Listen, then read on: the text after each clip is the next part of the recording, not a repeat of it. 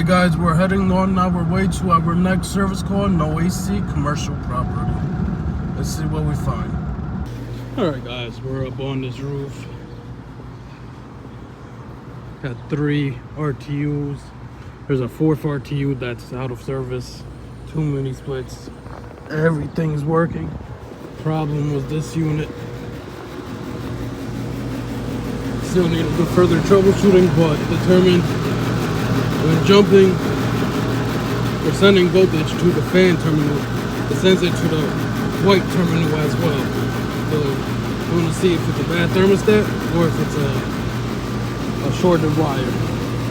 She's back up and running. She's cooling. All the other systems are cooling, and yep, 2 carriers. This one and the one all the way over there, and then a train. Yep. Alright, let's see what's going on with this thermostat or thermostat wire issue. Alright guys, we're all done with that commercial call. Thermostat issue. It was a thermostat wire issue. But customer doesn't really want to work on it right now because they don't even use that area of the building. So I got it up and running for cooling, and we'll see what happens when it starts getting colder outside.